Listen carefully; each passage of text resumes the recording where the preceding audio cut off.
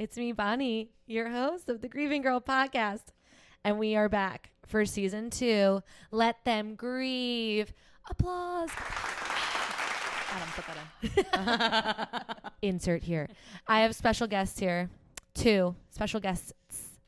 Susan on my left, Natalie on my right, and we are the DDC. You. This is us. We're in a special club. And if you're listening and you're in our special club, We need we're jackets. we're sorry. Members only jackets. Members only. All right, y'all. So season 2, this is our intro episode. So I picked Let Them Grieve because after hearing so many stories and getting lots of feedback from people, I was sensing that we just have a lot of people saying crazy shit to each other when it comes to loss, death, always with best intentions, but not necessarily received as well. So I figured I'd bring my ladies in.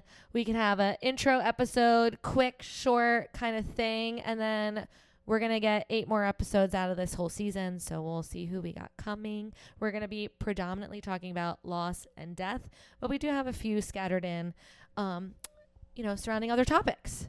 So, ladies, first off, thanks for joining me on this disgusting Saturday. Of course. Cloudy. A gloomy. Sorry, of course. A gloomy March. Sorry. A gloomy March Saturday. It's, thanks for coming. It's very unmotivating. I almost was like, do you want to do this on another day? But here we are. How are we doing? Natalie, how are you doing today? We are tired, but we are excited to be here. I feel like any day I would ask her that. That would be the answer. Yeah, that is my mantra. Susan, how are we doing? I'm fine. She's fine. Saturday. Yeah, it's Saturday. Okay, so do y'all have any input on this Let Them Grieve idea? Did you ever feel rushed to grieve a certain way? Ever feel weird or like shame around your grief?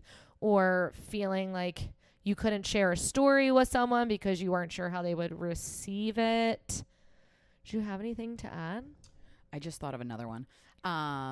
The summer that my dad died, it was like August, like right around Tri-County. It's a swim. That's a What's swim up, meet. Woodbine? And so that was like, 60 days after my dad had passed. I was, crying or being emotional about something. And there was a girl who I was like not friends with who was like, I don't understand. Like, she's not over that. That happened in June. Like, it's already August. And I was like, huh? Like, if that girl knew that like 20 years later, we're still doing it. Like, Yeah, but that's also like 16-year-olds. I was gonna say that's like the episode we talked about with Alyssa of just like kids have no concept of like time, grief. If they haven't gone through it, they definitely haven't. And also, I don't think that that's actually far off for even some adults. Yeah. Of like, well, it's already been however many months, like, or haven't you like moved on? And it's like, what? I mean, and that might be, bless them if they have not experienced an immediate loss of that like tragedy and just like that huge, then like bless you, adult. But I mean, a kid definitely, if they haven't experienced even like a grandparent, there's no way that they could even conceptualize Like what it even means. what it means, what it feels like, and what just came out of their mouth. Also, I feel like our parents' generation, like because of the generation above them, like you don't talk about it. You don't like publicly grieve about things. Like you just like handle it in private and like show up in person for like for the day. Like you don't show it. Like the social media showing of everything is like a foreign concept to the adults in our life currently. So like 20 years ago is certainly not any better than it is now. Yeah. So like that's also an interesting thing to navigate when like talking about your grief with somebody older. Like if you're looking for someone to help you navigate it and they're like an older person, they're like, yeah, but you got to just like reel it in a little bit. Is what like I have felt. Funny enough, I'm Catholic and I have never felt that way. No. I'm Catholic. But we like harp on the sad shit. We got the organs going and the very sad music. They're like, be sad forever. You are sad. We love an organ. Like, I mean, I don't think you're off of like boomers like not wanting to share their feelings. Yeah, I said it. If you're listening, you're like, oh, yeah, I said it. We see you. You went We to see Catholic school, you know. Don't share your feelings. Don't talk about your feelings. I think that was, I don't think you're off there. Whereas like, so like maybe our generation, we come and go with that mentality. But I think overall the moral of that story is like, one, not helpful to say. Of just like, Truly. it's already been 2 months. Like, you're not over it. And two, like, now that some of us are parents, like, let's raise our kids to like feel free to share their feelings and also be accepting of hearing other people's feelings. I don't know if like that's like new. I don't know, of like being good listeners, talk less, listen more. I don't know. Suze, you got any thoughts? It's okay if you don't. I was going to say, I told Bonnie I feel like I'm going to be a flop this episode. Hon, you're never a flop. Never. Big We're here flop. for the good times. Again, I said it's an intro episode. It's Sure. not, doesn't need to be that deep, and you guys can flip the script, you know? Yeah, I don't have any like standout stories like that. I mean, as we've talked about in private conversations and in the unseen episode of this podcast from 9 months ago that we recorded. Dress rehearsal. About The a year dress ago. rehearsal, yeah. About a year ago on the Yeah. same kind of day. Yeah. The loss of my dad was like wild because he died our senior year of high school, and then like 8 months later I was like starting a new life in a new city. I don't know why I'm getting upset over this. Because you're on the I crying know, because couch. I'm just letting it out. Because you're on the crying couch on a Grieving Right, Girl. but it's just like wild to think about, like little 17-year-old, 18-year-old me just being like plucked Yes. out of my life, and I was around all these new people. And at that point, it was like, unlike you two, it was like your dad's passed away, and then 2 months later, you're back in high school where everyone knows you, and Right. like even if you're not like friends with everyone, even if your the people were not at the funeral or there for you or whatever, like you knew what was going on, right? You knew that something had happened and someone's father had passed away.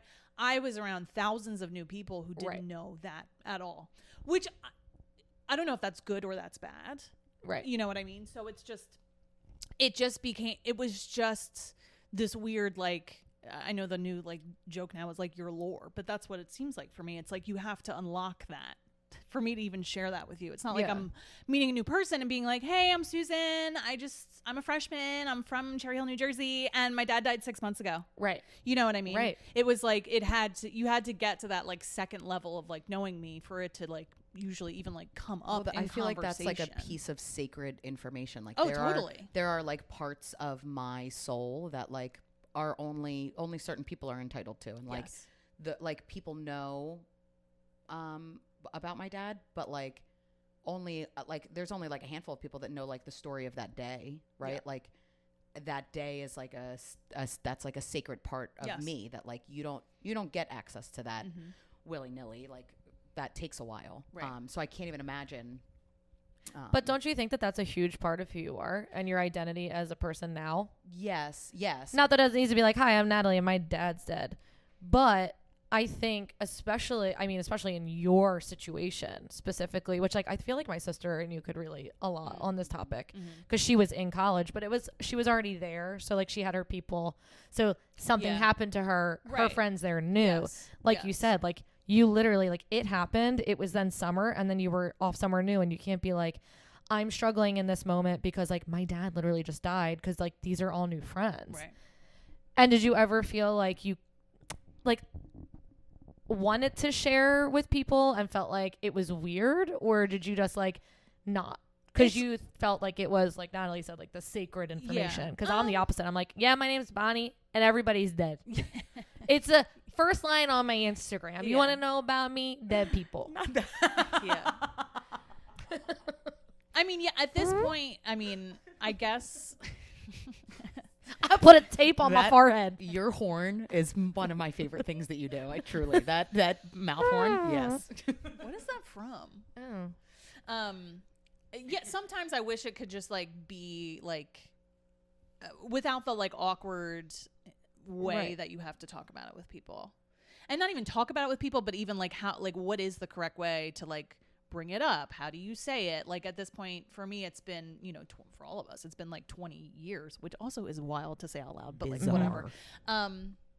It's been 20 years. So like, not that I'm saying people should move on from things, but it's like, I'm not actively like getting upset about it. Like, again, it's just like a fact of my life at this point. Yeah. So it's always just like, how do I just like get it out there? Because I always feel awkward when people are like, oh, I'm so sorry. And I'm like, it happened in 2007. Like, thank you. It happened in 2007. Thanks. Right. Like, I'm not upset today about it. I could be later, but like in this moment, I'm okay. Yes. Like that. Thank you so much. One of my favorite things, though, is when I do finally tell somebody, because then the jokes can start. And then they feel awkward. And I'm like, it's funny. You can laugh. Like, there was a guy last year who I was interested in. He died though, not literally. He whatever. Figured God he rest died. his soul. R.I.P. He's still alive. It's whatever. He's dead to me, is what I'm saying. But like I remember when I finally brought it up with him, and then he was sharing something with me about his family, about I think his mother like going through unemployment or something. I was like, yeah, my dad doesn't have a job either because he's dead. And he was just like, oh my God. And I was like, it's funny. You can laugh at that. That's funny. It's okay. It's okay. No, I have done a couple times. My boyfriend's family live in like the neighborhood across the street from the early retirement center. And that's we have to explain our jokes. That's the graveyard. It's a cemetery. Early retirement so I have like on more than one occasion to only him. Like I've not done this to his family because like I'm not totally unwell, but I've been like, yeah, I went by my dad's house and then I thought I would just like head over to your parents, and he's like, what? Like, where? Like, you're like front entrance near the fountain. That's prime real estate. Look for the can of root beer. Okay. Cream soda, but that's okay. Sorry. Well, it was root beer one time. Yeah, it was. And sardines. Yo. Ew. Relax. Chris. No. Chris. On the sardines. No. Not a fish man. Yeah, well, you know, and that's real. And you might be listening to this and being like, ooh. And you know why I say let us grieve. Yes. If we want to be morbid, let us. If it makes you uncomfortable, well, get over it. I really think that's what it is. It's just like we as a society have just like everyone fucking dies. So like normalize death, normalize grief. It is like not only do people die, things die, marriages die. Like there are so many things that friendships die. Like it is such a fact of life. So it does blow my mind when like I share something about my grief and you can see someone's entire face change and they're like, I could tell that I made them uncomfortable just by simply like sharing my life and my truth and my story. And I'm like, I know you didn't mean to, but you just unintentionally shamed me for having dead parents.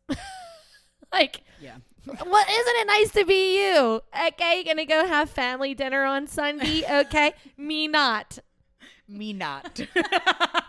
Okay, so why don't you just go shame somebody the frig else and leave the sad girl alone and give me a pat on the shoulder and say, I'll see you next week if you got nothing to say to me. But like I've had people just like, anyway, like they can't handle it. Yeah. It's crazy.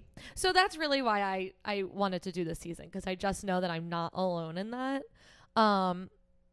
You know, my sister and I had a lot of weird shit said to us, especially surrounding a traumatic death, unexpected death, where you're like, no, you're saying things that maybe could be okay to somebody who was like terminally ill for a very long time. Maybe you could get away with like they're in a better place, it was their time bullshit. Not when it comes to oops, out of nowhere, unexpected trauma. So really, it's taking a step back and thinking about how to respond to people when they share their story, or like reading the room and just remembering like in this time of someone's need, it's not about you and your comfortability and your feelings. It's just like be a better listener, be a support, show up, give a hug, start the food train. I told Audrey, I was like, that food train that everybody did for me was it was the gift that kept on giving, because not only could we use it like when we were then moving the house, like when my sister was there and my aunts were there, like we were using it, but then like when it started to get quiet, and then you absolutely you like can't do anything for yourself. I still had some stuff left. And then like when I wanted to go to the cemetery, but like honestly, flowers are expensive, I was able to go to Whole Foods and like use the Whole Food gift cards. They really were. It was like the best thing. So I'm like, that says so much more than like a stupid what is it, an accolade? I don't know if that's the word to use for somebody dying. Accolade? Like she's in her better sentiment. Okay, yes. Well, I feel like accolade works, but sentiment, yes. Cherry Hill School District. What's up? Good job. I thought you were talking about like a mass I've never card. felt more dumb. I thought than you were in my talking about grown-up a life. mass card. Like, we love a mass card. I you know give what? a mass card. Sorry. You know, say a prayer. Okay, do a It mass. can't hurt at this point. No, Praying. it ain't gonna hurt. Something's gonna happen. But yeah, that's really why I wanted to start this episode, because I just feel like there are so many. That's one of the biggest responses I've had from people of like, well, what do you say to someone? I'm really like, there's nothing to say. Right. Sometimes you just need to be a listener. Right. And just say you're sorry. Yeah. Yeah. I mean, because that's all that we are, right? We're sorry. Right. Yeah. And like, I will say the only time where I feel comfortable enough to be like, they had a beautiful life, blah, blah, blah, is like literally when someone's grandparent passes away and they're like 93. And I'm like, how lucky are you that you had such a long time with them in your life? And like, that's so amazing. And I'm so sorry for your loss. Doesn't make it less sad. Honestly, might make it, you know, pretty hard because you did have them for a long time. But that is like everybody's goal, like a long, beautiful life. Yes. But yeah, it's that thing of like, maybe then it's appropriate to be like, what a long life. Like, that's beautiful. Let's celebrate. You can't fucking do that for someone who was like hit by a car. You can't. Like, that does not equate. It is not the same thing. Yeah. So like, think about the room, read the room before you say something. Yeah. I think so many people are uncomfortable with they just want to fill the grief. Space. Yeah. And the idea of silence in that, like, that they want to just fill it with just empty words. Like, they don't even really have any meaning or like gusto behind what they're saying. They're just like, this is what you're supposed to say, and I'll say this now. Right. And it's just like, there are just unfortunately some circumstances that are just really effing sad, and it's just okay just to be sad or be silent and let people be sad, because sometimes you make an ass out of yourself by opening your mouth and saying something silly, and then I don't forget. I was also gonna say like promising something or like vow, like using that moment to like vow to like do something, like be there for someone, or like, I don't know, like with my family, with other losses in my family, like I've had other family members be like, well, now I'm gonna come down and I'm gonna be with you guys more often. Does not happen. Right. Never happened. You lied. So like, it's, again, I think it's just people trying to fill space. Mm-hmm. Right. With hot air. Right. Which is like, you know, it's never ill-intentioned or whatever. Like, everyone always, for the most part, has the best intentions. But like, their lives keep going. Right. But they're not thinking, again, about what's happening to the person they're saying it to. Like, best intentions, not ready to hear it. Right. Like, usually someone who's like fresh in the grief, the loss just happened, not fucking ready to hear it, process it. We're just literally washing our hair, maybe. Yeah. Also, it doesn't have to be said in that moment. Like, you can wait 6 months and like reach out to someone and be like, hey, you know, it's been a little bit, I'm thinking of you still. Like, you know, if you do want to like really make an effort to like see someone more or do something for somebody, like, you don't have to do it the 10 days after someone passes away. Right. You just, when everyone's doing something, which is nice. Don't get me wrong, but it's true. It's like those 2 months later spots where you're like, oh no, this is the real. Right. When like the phone stops ringing and the door stops, like people stop knocking on the door. You're like, I did it. Right. This is still happening. Right. Like, this is still happening all day long.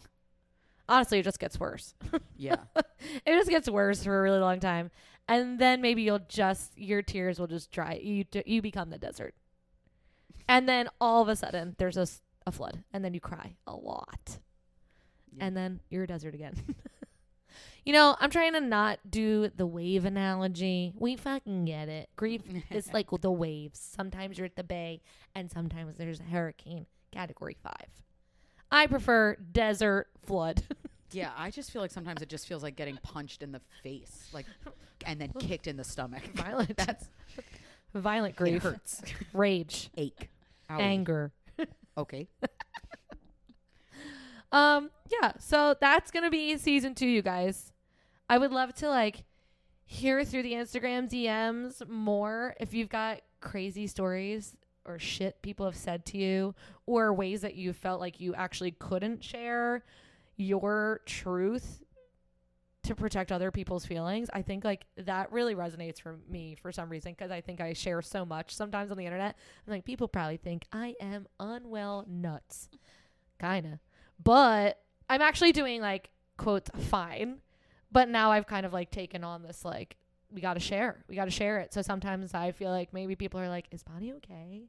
Like her mom, it's going on 3 years, but also like it's only been 3 years, and the first year wasn't real because there was so much to be done that Also, like we have another 60 years left. Like maybe not 60, but like like there are 60-year-olds that like grieve harder for a short, like for a longer amount of, you know what I'm saying? Like we have a very long time left here. Yeah, I gotta be here a long time This is what I'm saying. as an orphan.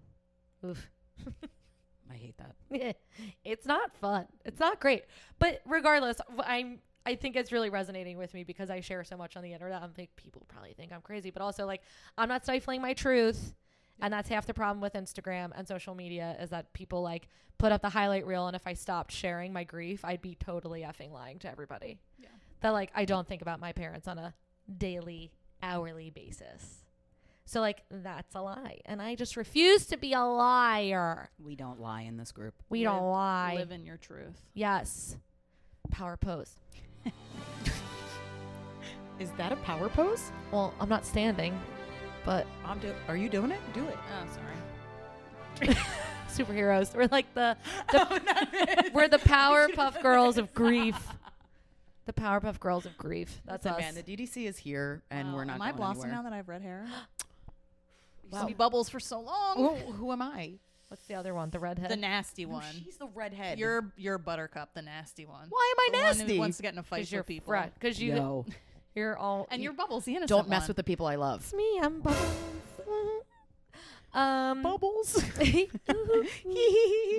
All right, y'all. I feel like that. This is where we're at. This is it. This is the episode. Yeah.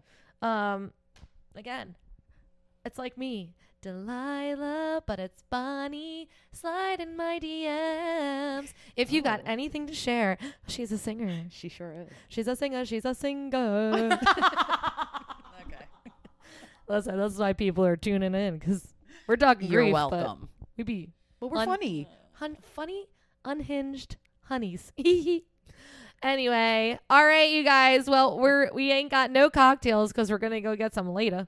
Yeah. No. So Save my energy. we're gonna cheers our coffee, water, and air. Yeah, I have nothing. No one offered me a drink. You can high five. You want some of my water? We could cheers our mics. No. Here, we'll cheers our microphones. All right, to letting them grieve, to standing in your truth, and masking for no man. Okay, here we go. Excited for season 2, hon. Woo! Bye.